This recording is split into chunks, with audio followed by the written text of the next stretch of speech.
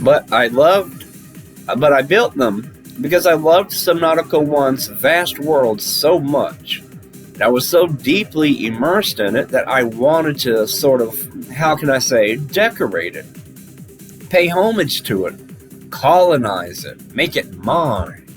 I would happen upon a beautiful place and be like, oh shit, I totally want to live here. Now, the second I read across this the first time when I came across this comment, I'm like, wow, that's going to trigger Auldwolf. Because if you're in Auldwolf's frame of mind, Vortex is, oh, white man smash, colonize it, dominating it, making it his. He wants to own everything. He wants to dominate the whole game. He wants to build a place everywhere. Oh, he can't stand it. Oh boy, it's a little tickle and a little giggle. I still have the game installed, and I never beat the story on purpose. I've beaten the game once so that me and my roommate could see what it was. And then my roommate was like, yeah, he's done with Subnautica. Let's go play Below Zero. And I'm like, bro, we're not done with Subnautica. He's like, let's go play Below Zero. And then we went and played Below Zero, and it was a little bit disappointing, but it's early access. We waited for a couple of patches, and then we saw where it was going, and Chad's like, he regretted it. He's like, nah. I'm like, eh. It's like the lottery, right? You won the lottery with Subnautica, but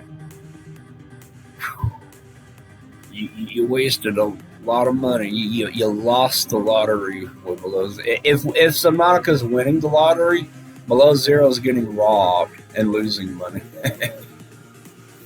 I still have the game installed, blah, blah, blah. Sometimes I just get into first sea moth and cruise randomly. Like hell, I'm going back to Altera. And if you don't like Altera, then okay, cool. Stay on the planet, just like Vortex said, just like, you know. Oh man, I want to talk about something, but I need to save it for a Subnautica Let's Talk. Man, I remember when Below Zero was still supposed to be a DLC, downloadable content, to make the Dragon, which is his name for his Cyclops, and sell to new, unknown regions. It was like the best thing ever by then. Or it would be. I mean, yeah, can you imagine that the Below Zero DLC hits, it's out of early access, it's ready, it's available to purchase. You purchase it, you install it, then you play the game, and you're given a beacon location, and it's way the fuck out in the void, boy.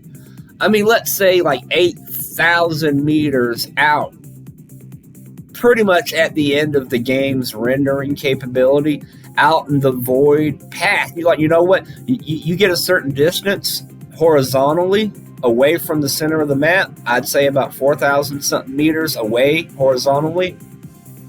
The Ghost Leviathan should stop spawning. You're not even in the crater's edge biome, which is what they flagged that area as. You're in the true void of the game. And then you get to the true edge of the true void, and then you teleport back into the center. Well, yeah, give us a beacon out there. Make us go past, make us have to navigate past the Ghost Leviathans, and the only way possible in the Cyclops to get there to Sector Zero. We get far enough out, and then we're teleported to the absolute very deep end of, Sector Zero's game map. And we have to navigate towards the landmass. We have to get through the barrier, avoid chalicerate, and then enter the game zone. And boom, take place in, the Below Zero DLC. That would have been fucking amazing, but no, I didn't get that.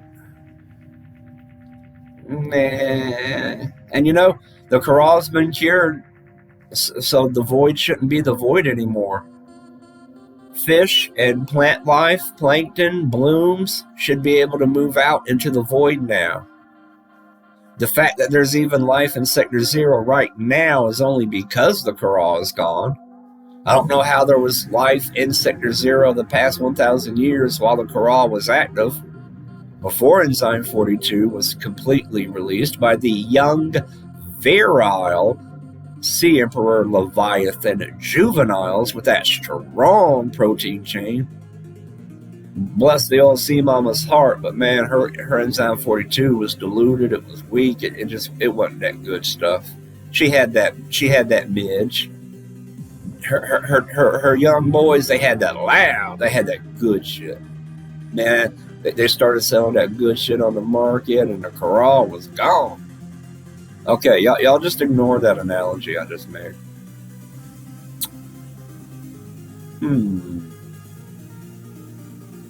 Yep, already. You don't have to go back to Altera. Man, I remember that too. In Below Zero, he's only built one base. I've built more than one base in Below Zero. But that's because I'm retarded and autistic. It's big and full of unessential stuff like plants and decorations and furniture and all the bathroom equipment, but I'm definitely not in love. Also, on a more practical standpoint, between the world being much smaller and most of it being packed with hostile life, there isn't much incentive to build anywhere but in the starting biome. You know, I guess I kind of have to admit, if I didn't have, like, I have friends that I play real life hot seat multiplayer with, like I got my dude bro, you know, sitting beside me watching me play. It's his turn to play. We swap seats. I watch him play. He owns vehicles, and he's got certain parts in the game where he works. You know, I built here. It's my base. So when it's his time to play, you know, he'll go to that area and do his thing. If I didn't have someone to, if I didn't meet and make friends on the Subnautica and Below Zero forums, find other like-minded people that were also interested in similar things as me, people that I could show and share screenshots and eventually videos of my bases with others, I would have lost interest a long time ago. But that's a simple core thing that they failed to realize with the game. They try to impress us with the store, and it's like, just give us some toys and a sandbox to play in. People with an imagination will they'll find fun things to do. They'll make sandcastles and show them to their friends, and we'll be happy. If there is a story in the game and it doesn't detract from the sandbox, fine. But I mean, you did put a story in the game, and it does detract from the sandbox, and not just gameplay, but attention span. I'm in the sandbox and I'm enjoying it, and in the back of my mind, I'm looking at stuff in my base, and the story's going to be in your mind. You're role playing. You know, well, I know why Robin's here, but why am I here? You know, why am I in Robin's mind doing the things I'm doing? Like, instead of looking for my sister or Maida, why am I here doing this? I just can't help but be reminded of the story, and it's like, it's difficult to enjoy. Oh, pardon me. Ignorance really is bliss. I mean, if the story doesn't bother you, obviously you're going to enjoy Below Zero more than other people. Obviously, the people that don't like the story, we wish it didn't bother us. We wish we could just flip a switch and be okay with it. But, you know, that's where tolerance and diversity comes in. Because guess what? You have to be tolerant of the diversity of thought. Other people are different than you. They're going to like and dislike different things.